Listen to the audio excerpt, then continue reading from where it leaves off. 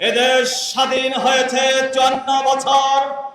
54 বছরে দেশের মানুষ স্বাধীনতার সুফল ভোগ করতে পারেনি। প্রথমবার যিনি ক্ষমতায় এসেছেন, বাকশাল কায়েম করেছেন, তারপর যিনি ক্ষমতায় এসেছেন স্বৈরাচারী স্টাইলে দেশ শাসন করেছেন, তারপর যারা ক্ষমতায় এসেছেন দুর্নীতি আর চাঁদাবাজিতে এদেশকে বিশ্বের 1 নম্বর তালিকায় রেখেছেন। এরপর ফ্যাসিস্ট হাসিনা সরকার ক্ষমতায় এসে বিশ্বের ইতিহাসে সবচেয়ে বড় অত্যাচারী ফ্যাসিস্টে রূপান্তরিত হয়েছিল। সুতরাং এদেশের মানুষের স্বাধীনতার সুফল ভোগ করতে হলে ইসলামী সমমনা দলকে ক্ষমতায় বসানো ছাড়া বিকল্প কোনো পথ দেখছি না। তাই এদেশের জনগণ সিদ্ধান্ত নিয়েছেন আর কোন বাকশালকে ক্ষমতায় দিবে না, আর কোন স্বৈরাচারকে ক্ষমতায় বসাবে না, আর কোন দুর্নীতিবাজ চাঁদাবাজ ফ্যাসিস্টকে ক্ষমতায় বসাবে না। এবার ন্যায় ও ইনসাফের সরকার ক্ষমতায় বসাবে, আর সেটা হবে এই 8 দলীয় ইসলামী সমমনা জোটের সরকার। সংগ্রামী দেশবাসী, আমরা দেখেছি এদেশে নির্বিচারে সীমান্তে বাংলাদেশি হত্যা হয়েছে। বিগত সরকারগুলো বাংলাদেশে সীমান্তের যত মানুষ হত্যা হয়েছে একটা সীমান্ত হত্যারও বিচার করতে পারে নাই। আজকে দেশের মানুষের নিরাপত্তা নাই, মানুষের অধিকার নাই। ইসলামী দলগুলো ক্ষমতায় আসলে যেমনি ভাবে এদেশের মুসলমানদের অধিকার প্রতিষ্ঠা হবে, ঠিক তেমনি ভাবে এদেশের অমুসলিম ভাই বোনদেরও ন্যায্য অধিকার প্রতিষ্ঠা হবে। অনেকে স্বপ্ন দেখছেন আগের স্টাইলে ভোটের আগের রাত্রে কেন্দ্র দখল করে আবার ক্ষমতায় আসবে। পরিষ্কার বলতে চাই, এদেশের মানুষ প্রতিবাদ করতে শিখেছে। লেভেল প্লেইং ফিল্ড ছাড়া কোন নির্বাচন এদেশের মানুষ মেনে নেবে না। অবশ্যই প্রত্যেকটা কেন্দ্রে কেন্দ্রে পর্যাপ্ত পরিমাণে আইন শৃঙ্খলা বাহিনী নিয়োগ দিতে হবে। প্রয়োজনে সেনাবাহিনীকে ম্যাজিস্ট্রেসি ক্ষমতা দিয়ে প্রত্যেক কেন্দ্রে কেন্দ্রে নিয়োগ দিতে হবে। কোন তামাশার নির্বাচন এদেশের জনগণ মেনে নেবে না ইনশাআল্লাহ। অনেক দল নির্বাচনের ইশতেহার জাতির সামনে পেশ করছে, কিন্তু তারা এই কথা বলছে না যে ক্ষমতায় যাওয়ার পর চাঁদাবাজি বন্ধ করতে পারবে কিনা। আমরা চট্টগ্রামের এই লালদিঘি ময়দানে স্পষ্ট ঘোষণা করছি, 8 দল যদি ক্ষমতায় যায়, বাংলাদেশে কেউ যদি চাঁদাবাজি করে খাম্বার সাথে বেঁধে রাখবো। 8 দল যদি ক্ষমতায় যায়, বাংলাদেশের দেশের টাকা যদি কেউ বিদেশে পাচার করে হাত পা বেঁধে বঙ্গোপসাগরে ভাসিয়ে দেব। আপনারা দেশের এত কথা বলেন, গতকালও আমাদের দেশে বিএসএফ আমাদের 2 ভাইকে খুন করেছে। ভারতের আধিপত্যবাদের বিরুদ্ধে কেন কথা বলেন না? আমেরিকার আধিপত্যবাদের বিরুদ্ধে কেন কথা বলেন না? এই দেশে আর ভারতের দালালি চলবে না, আমেরিকার দালালি চলবে না। আগামীর বাংলাদেশ হবে আল্লাহর কোরআনের বাংলাদেশ, ইসলামের বাংলাদেশ। 2024-এর জুলাই আগস্টের গণবিপ্লবের পর আমাদের নেতা বিশ্ব ইসলামী আন্দোলনের অন্যতম নেতা পীর সাহেব চরমোনাই বলেছেন, ইসলাম দেশ ও মানবতার পক্ষে, এইবার ভোটের বাক্স একটা হবে। পীর সাহেব চরমোনাইর আহ্বানে আপনারা দেখতে পাচ্ছেন সারা বাংলাদেশে ইসলামের নতুন জোয়ার তৈরি হয়েছে। বীর চট্টলার তাওহীদি জনতা, আমি আপনাদের কাছে জানতে চাই, এই চট্টলার যে আসনে ইসলামের পক্ষে, মানবতার পক্ষে, বাংলাদেশের পক্ষে, ভারতের বিপক্ষে যাকে পেশ করা হবে তাকে সংসদে পাঠানোর জন্য আপনারা প্রস্তুত আছেন না?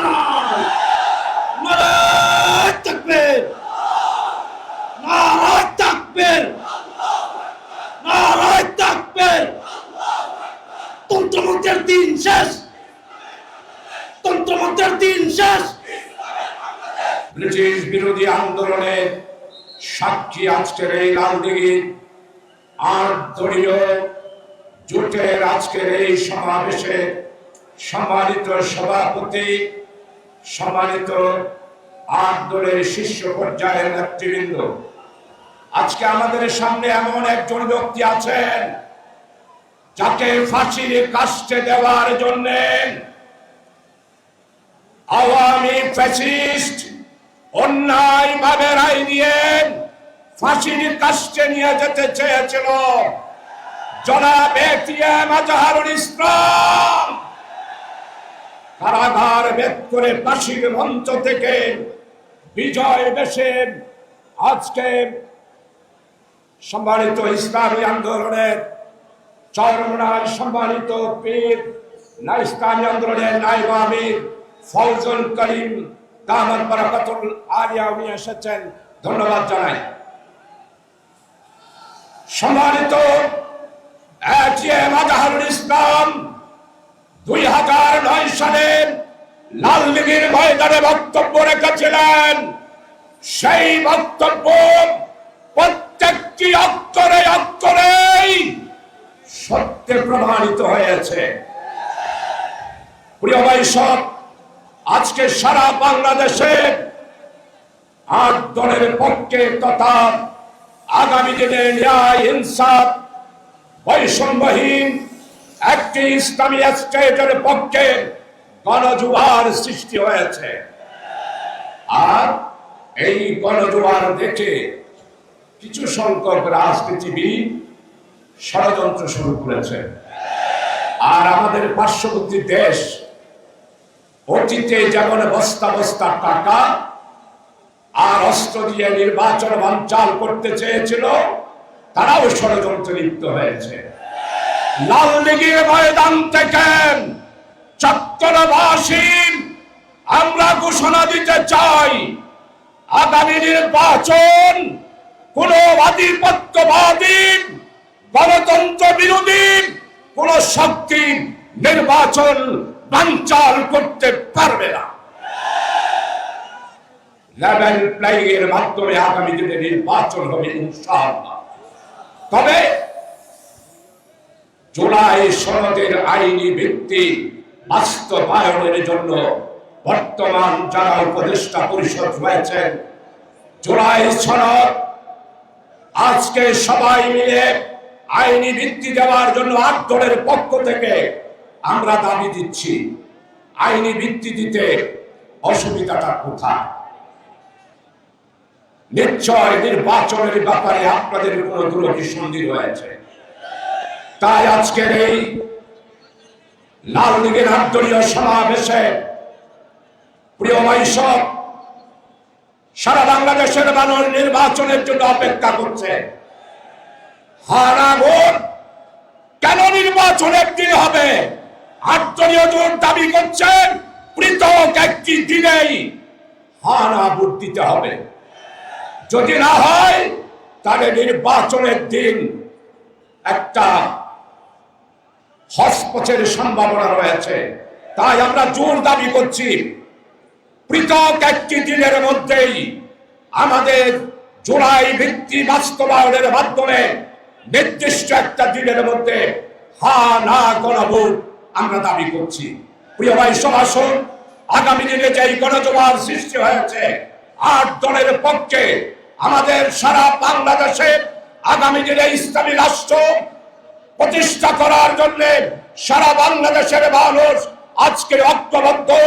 কৃষক, শ্রমিক, কামার, কুমার, তাঁতির, জেলেব, দিনমজুর সমস্ত মানুষের একটি কথা, আগামী দিনের ইসলামী দলগুলোকেই আমরা ক্ষমতায় পাঠাবো। গ্রামে গঞ্জে একই স্লোগান। তাই আসুন ঐক্যবদ্ধ ভাবে আগামী নির্বাচনে আমরা অংশগ্রহণ করব, মানুষকে ঐক্যবদ্ধ করব, সবাইকে ঐক্যবদ্ধ থাকার আহ্বান থেকে জনগণের রায় পরিবর্তন করে দেওয়ার কোন সুযোগ আর বাংলাদেশে কাউকে দেওয়া হবে না। বন্ধুগণ, আজকে বলতে চাই, আগামী বাংলাদেশের রাজনীতির গতি প্রকৃতি কোন দিকে যাবে সেটি বুঝতে পারবেন আজকের এই মঞ্চের দিকে তাকালে। বুঝতে পেরেছেন বন্ধুরা আমার? আমরা পরীক্ষা ইতিমধ্যে দিয়ে ফেলেছি, আমরা দীর্ঘদিন কথা শুনেছি, আপনারা এক হয়ে আসেন। ইসলামী এত দল, আপনারা এক হয়ে আসেন, আমরা দেখব।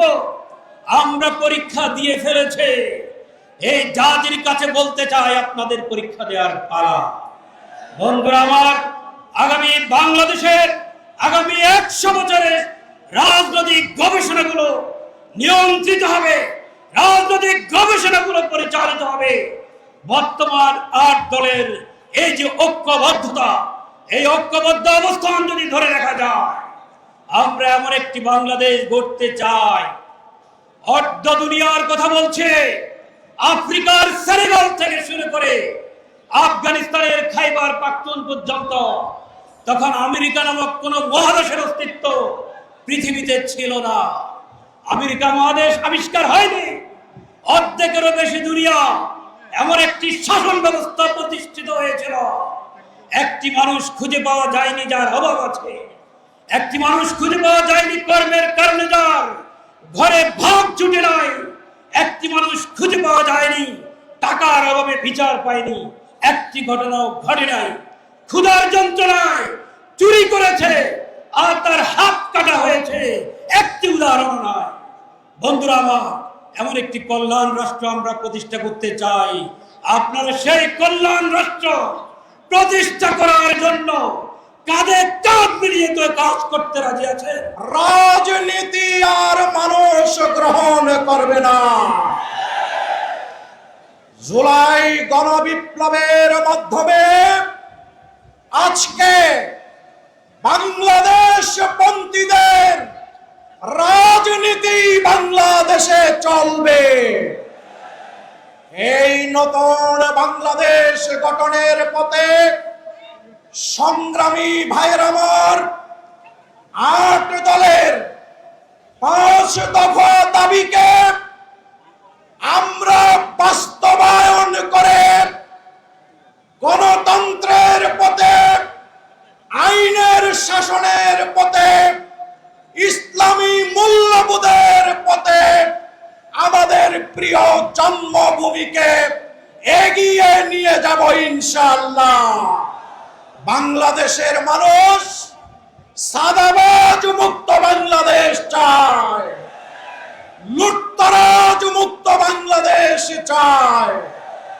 আমরা আগামী দিনে সেই নতুন বাংলাদেশ গঠন করে জনতার বাংলাদেশ জনতাকে উপহার দেব ইনশাআল্লাহ। এই জমিনে ব্রিটিশ শাসনের পরে, ব্রিটিশ শাসন থেকে মুক্ত করে এদেশকে যারা স্বাধীন করেছিলেন তারা ছিল আলেম উলামা এবং ইসলামিক ব্যক্তিত্ব।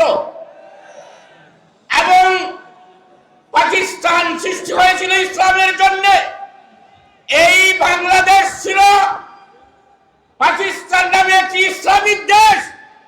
এদেশ ছিল কোরআনের জন্য, ইসলামের জন্য। এদেশ ছিল মুসলমান এবং কোরআনী শাসনের জন্য।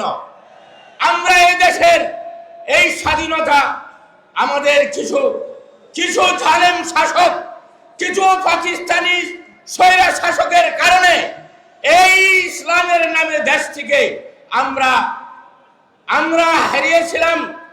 এই ভারতের ষড়যন্ত্র, এদেশের কিছু নেতার ষড়যন্ত্রে এই দেশটি আবার এমন একটি অবস্থায় চলে গেল যার মধ্যে ইসলামের নাম নিশানা, এদেশে ইসলামিক কালচার, তামাদ্দুন, কোরআন সুন্নাহকে মিটিয়ে দেওয়ার জন্য এদেশের শাসকরা কাজ করেছে। এদেশে ইসলামের নামে টুপি, কুত্তা, দাড়ি থাকলে বলা হয়েছে এরা রেজা খান, এরা এদেশের থাকার অধিকার নাই। এই যে অবস্থাটা যারা সৃষ্টি করেছিল তারা ছিল এদেশের কলঙ্কার, তারা ছিল এদেশের সত্যিকার এই দেশের মুসলমানদের দুশ্মন। আল্লাহ তাআলা এদের পরিবর্তন করেছেন, আল্লাহ এদেরকে পরিবর্তন করেছেন। আমি একটি কথা বলতে চাই যে প্রবাদ আছে আরবিতে, লেকুল্লে ফিরাউনিন মুসা, প্রত্যেক ফেরাউন যুগে যুগে ফেরাউন সৃষ্টি হয়েছে এবং আরো হবেই, কিন্তু প্রত্যেক ফেরাউনের দমন করার জন্য আল্লাহ তাআলা সেই যুগে মুসা আলাইহিস সালামকেও সৃষ্টি করেছেন। আমরা এখন চাই এদেশকে ইসলামের জন্য, কোরআনের জন্য, সুন্নাহর জন্য আমরা এদেশকে আমরা কার্যকরী ভূমিকা পালন করব, খেলাফতি রাষ্ট্র ব্যবস্থা কায়েম করব। এদেশ ইসলামী নাম ইসলামের দেশ হবে, এদেশের সকল মানুষের শান্তিপূর্ণ অবস্থান হবে। ইসলাম হচ্ছে ইনসাফের, ইনসাফ হচ্ছে ইসলাম হচ্ছে ইনসাফ, ইনসাফ হচ্ছে সকল মানুষের সকল অধিকার দেওয়ার ধর্ম। সুতরাং আমরা এদেশে ইনসাফ কায়েম করব।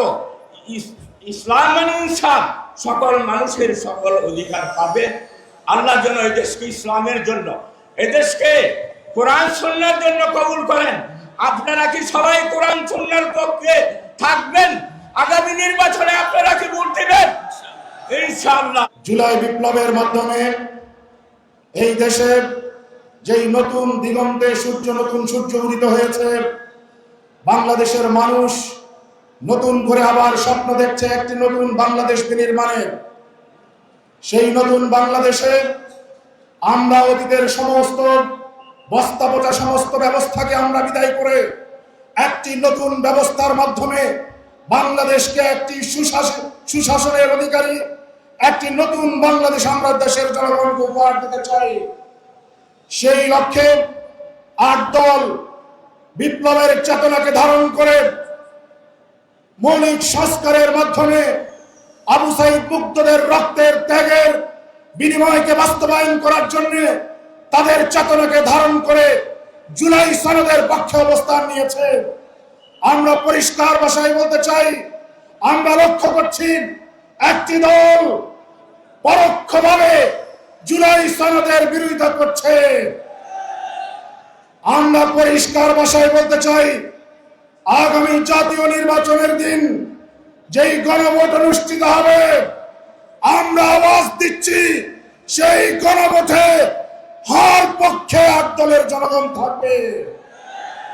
যারা ন্যায়ের পক্ষে থাকবে আমরা ধরে নেব তারা ফ্যাসিবাদী আওয়ামী লীগের ভারতীয় আধিপত্যবাদী অপশক্তির দোসর। যারা বাংলাদেশে এই ফ্যাসিবাদী শক্তির দোসর হিসেবে কাজ করবে, আগামী দিনে এই দেশের জনগণ তাদেরকে ভোটের মাধ্যমে প্রত্যাখ্যান করবে ইনশাআল্লাহ। আমরা চট্টগ্রাম থেকে প্রমাণ করতে চাই, এই চট্টগ্রাম ইসলামের চট্টগ্রাম, এই চট্টগ্রাম আল কোরআনের চট্টগ্রাম, এই চট্টগ্রাম বিপ্লবী তৌহিদি জনতার চট্টগ্রাম। এই চট্টগ্রাম থেকে আমরা ইসলামের শক্তিকে বিজয় করে প্রমাণ করব চট্টগ্রাম অতীতে ইসলামের পক্ষে ছিল, এখন ইসলামের পক্ষে আছে, আগামী দিনেও ইসলামের পক্ষে থাকবে ইনশাআল্লাহ। যেই চট্টগ্রামে আল্লামা দেলোয়ার হোসেন সাইদি বলেছিলেন, বেশি লাফালাফি করো না, মামু বাড়ি দিল্লি যায় পড়বা। কোরআনের পাখির কথা সত্য হয়েছে। ফ্যাসিস্ট শেখ হাসিনা বাংলাদেশ ছেড়ে তার মামু বাড়ি দিল্লি যেয়ে পড়েছে। আজকের এই ঐতিহাসিক লালদিঘির ময়দানে আমি আপনাদের সাক্ষ্য রেখে বলে যেতে চাই, কাকে বলতে চাই? ওই নতুন জালেম বিএনপিকে বলতে চাই, বেশি জালেমগিরি করো না।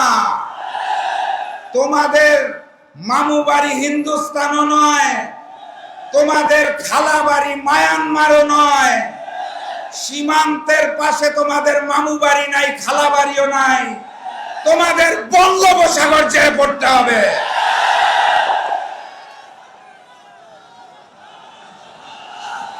আপনারা জানেন দেশনেত্রী বেগম খালেদা জিয়া এই মুহূর্তে অসুস্থ। উন্নত চিকিৎসার জন্য আগামী পরশুদিন তাকে লন্ডন নিয়ে যাওয়া হচ্ছে।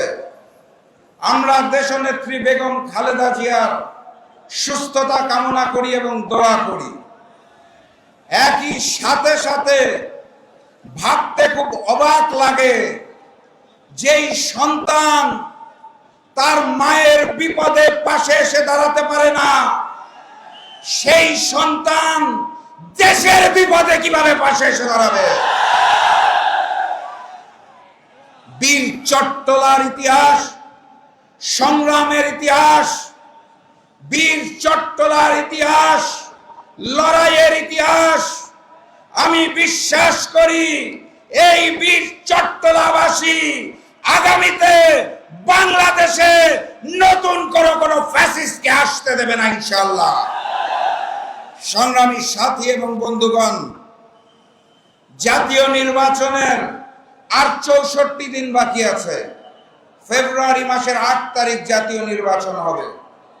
সেই 64 দিন পর জাতীয় নির্বাচনে গণভোটে হাকে জয়যুক্ত করতে হবে এবং 8 দলের যেই প্রার্থী আসবে, যেই প্রতীক নিয়ে আসবে, তাকে জয়যুক্ত করতে হবে। গণভোটে হ্যাঁ বলো, 8 দলের প্রতীকে সিল মারো। গণভোটে হ্যাঁ বলো, 8 দলের প্রতীকে সিল মারো। এই 64 দিন কাঁধে কাঁধ মিলিয়ে লড়াই করতে হবে। অনেক ষড়যন্ত্র আসবে, ভেঙে পড়লে চলবে না। এই চাকসুন নির্বাচনে ছাত্র শিবিরের ভূমিদশ বিজয় দেখে ওরা বুঝে গিয়েছে ওরা জাতীয় নির্বাচনেও পরাজিত হবে, তাই তারা ষড়যন্ত্র শুরু করেছে। আমাদের ব্যানার পোস্টার ছিঁড়ে ফেলা হচ্ছে। আপনারা শান্ত থাকবেন। আপনাদের বলতে চাই, উহারা প্রচার করুক হিংসা বিদ্বেষ আর নিন্দাবাদ, আমরা বলিব সাম্য শান্তি, এক আল্লাহ জিন্দাবাদ। আবারও দেখা হবে, আরবারও কথা হবে ইনশাআল্লাহ বিজয়ের ময়দানে। নারায়ে তাকবীর। একদম ইসলামের পক্ষে, একদম ইসলামের বিপক্ষে, কেউ দেশের পক্ষে, কেউ ভারতের পক্ষে। আপনি ইসলামের পক্ষে থাকতে চান না বিপক্ষে থাকতে চান? আপনার ভারতের পক্ষে থাকতে চান না বিপক্ষে থাকতে চান? তাহলে আসুন, আজকের থেকে আমাদের আন্দোলনে ঝাঁপিয়ে পড়তে হবে। প্রত্যেকটা ঘরে ঘরে যেতে হবে, ইসলামকে বিজয় করার জন্য চেষ্টা করতে হবে। যদি ইনশাআল্লাহ আমরা ঐক্যবদ্ধ থাকি, আমি অনেক আগেই বলে দিয়েছিলাম, আপনারা যদি ঐক্যবদ্ধ থাকেন, অবশ্যই অবশ্যই ইনশাআল্লাহ আগামীতে ইসলাম ক্ষমতায় যাবে, কোনো সন্দেহ নাই। আমি তত্ত্বাবধায়ক সরকারের, অন্তর্বর্তী সরকারের প্রধান ডক্টর ইউনূসকে বলবো, নির্বাচন নিয়ে ষড়যন্ত্র চলতেছে, নির্বাচনকে পিছনে হটাবার ষড়যন্ত্র চলতেছে। আমি বলবো যথা টাইমে নির্বাচন দিতে হবে। নির্বাচন নিয়ে কোনো ষড়যন্ত্র বাংলাদেশের জনগণ মানবে না। একটা নির্বাচন দিতে হবে, গ্রহণযোগ্য নির্বাচন। যে নির্বাচনের সভায় অংশগ্রহণ করবে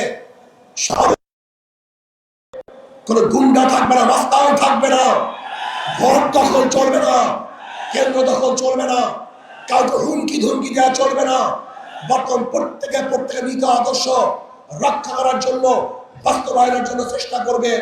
সেই সুযোগ, লেভেল প্লেইং ফিল্ড সরকারকে গঠন করতে হবে, সেই পরিবেশ সৃষ্টি করতে হবে। যদি আপনি ব্যর্থ হন, তাহলে বাংলাদেশের জনগণ আপনাকে অবশ্যই ক্ষমা করবে না।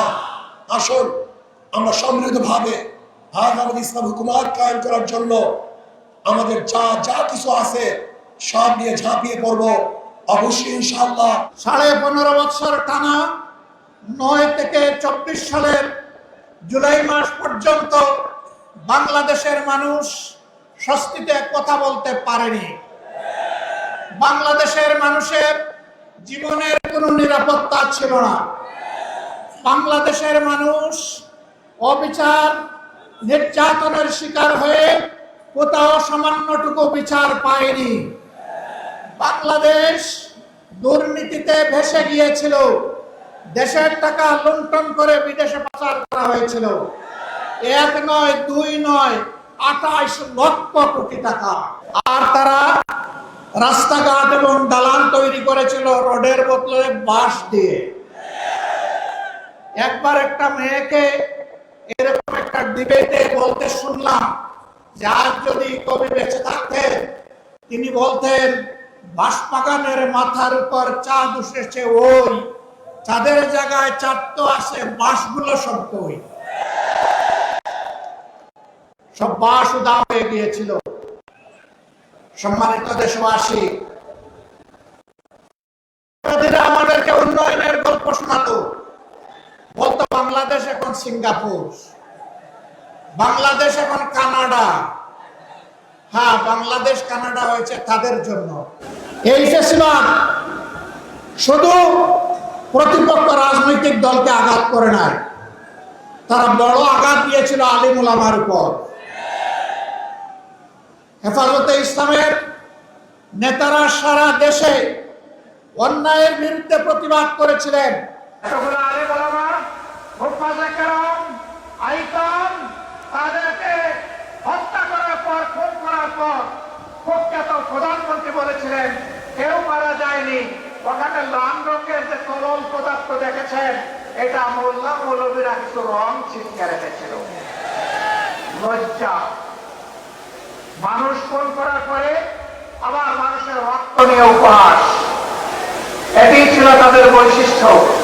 এরা রক্ত হাতে করে ক্ষমতায় এসেছিল আর রক্তাক্ত হাত নিয়ে ক্ষমতা থেকে বিদায় নিয়েছে। তারা ক্ষমতায় এসেছিল 9 সালে ফেব্রুয়ারি মাসের 25 এবং 26 তারিখ ঢাকার পিলখানায় তৎকালীন প্যারামিলিটারি ব্রিগেডের হেডকোয়ার্টারে 2 দিনে 57 জন প্রতিশ্রুতিশীল দেশপ্রেমিক চৌকস সামরিক অফিসারকে তারা হত্যা করার মাধ্যমে তাদের হত্যার অভিযান শুরু করেছে। আর 24-এর গণবিপ্লবে ছাত্র, তরুণ, যুবক, কৃষক, শ্রমিক, মা বোনদের মুখে, ভাইদের মুখে, সন্তানদের মুখে গুলি চালিয়ে কাড়ি কাড়ি লাশ ফেলে দিয়ে সামাল দিতে পারে নাই। তখন যারা বলেছিল অমুকের কন্যা দেশ ছেড়ে পালায় না, তারাই তখন তারা কি করেছিল? জমিন দিয়ে হাঁটা, গাড়ি চালিয়ে তারা হারিয়ে ফেলেছিল। আমাদের দুঃখ লাগে, আমাদের গর্বিত সেনাবাহিনীকেও এই খুনের কাজে তারা ব্যবহার করার চেষ্টা করেছে। রাষ্ট্রের একটা প্রতিষ্ঠানকেও তারা ঠিক মতো দাঁড়াতে দেয়নি।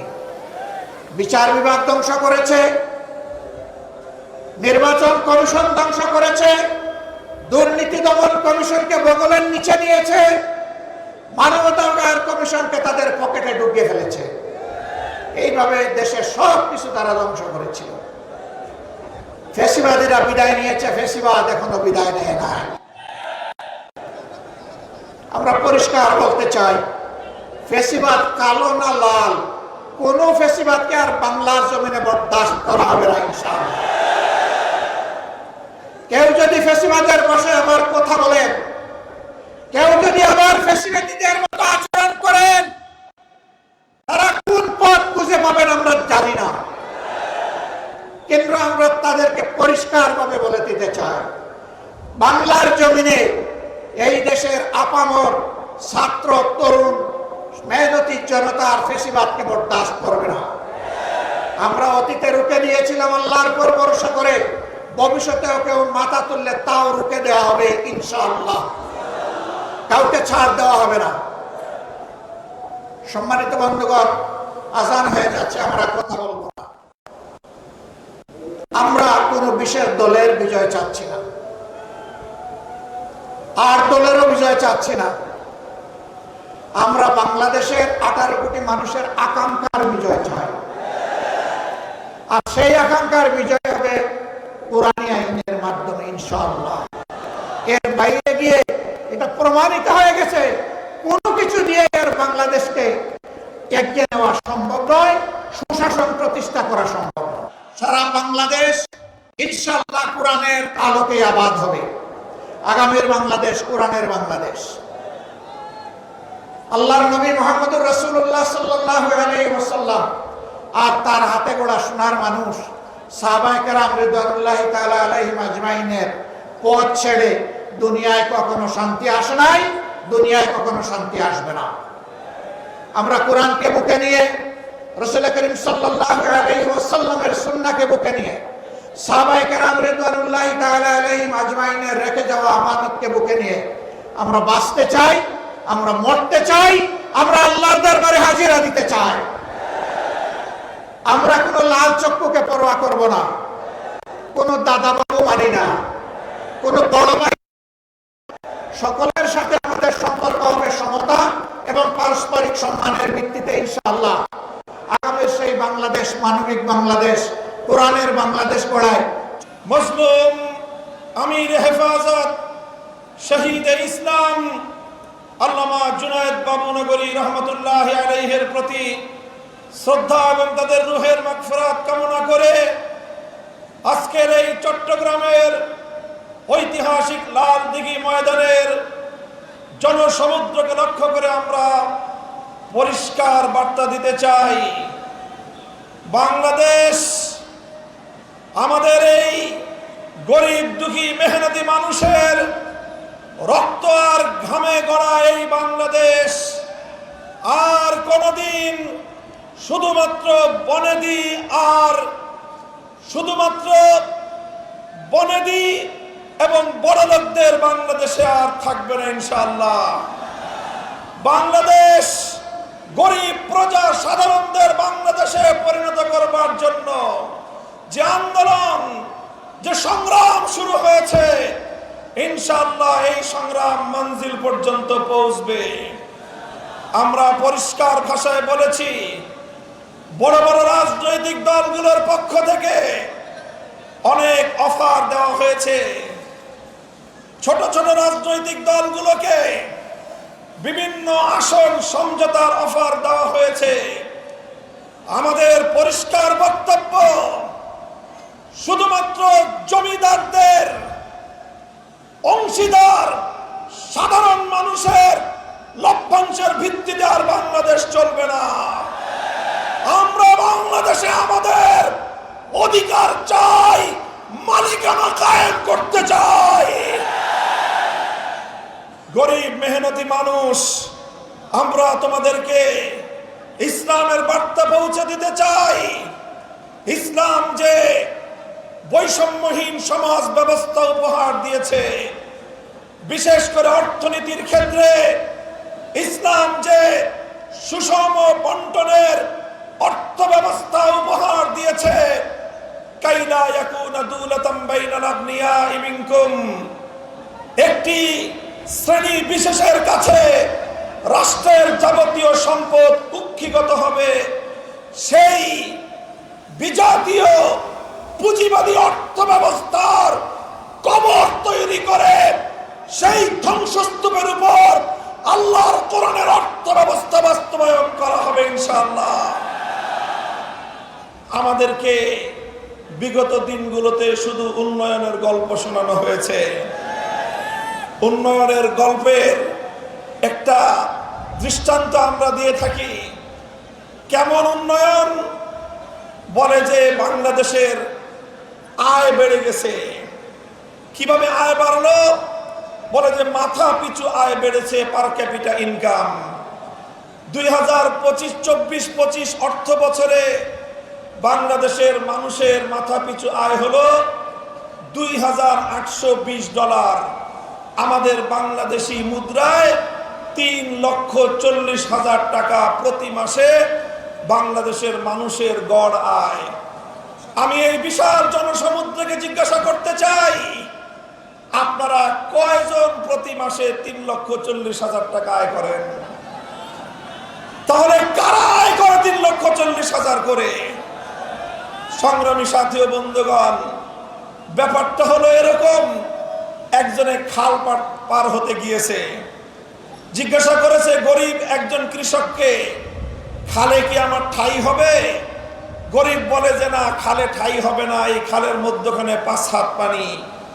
বলে যে তোমার এই হিসাব দিয়ে চলবে না, উন্নত হিসাব লাগবে, অর্থনৈতিক ক্যালকুলেশনের হিসাব লাগবে। কি হিসাব? বলে যে মাঠে এই খালের মধ্যখানে কয় হাত পানি? 5 হাত পানি। ওই পারে কয় হাত পানি? 1 হাত পানি। এই পারে কয় হাত পানি? 1 হাত পানি। এবার তিনটাকে যোগ দাও, 5 যোগ 3 যোগ 5 যোগ 1 যোগ 1 হলো 7। 3 জায়গা থেকে স্যাম্পল নিয়েছো, এবার 7কে 3 দিয়ে ভাগ দাও, গড় পানি দাঁড়ালো 2.25 হাত। বলে যে অর্থনীতির হিসাব বলে যে খালে গড় পানি আছে 2.25 হাত, সুতরাং 2.25 হাত পানি যেহেতু গড়ে আছে, এই খাল পার হওয়া সম্ভব। আমি আপনাদেরকে জিজ্ঞাসা করতে চাই, এই গড় হিসাব করে যদি কেউ খাল পার হতে যায়, 5 হাত পানিতে তার ঠাঁই হবে? ওই 5 হাত পানিতে গিয়ে সে নিশ্চিত ডুবে মরবে।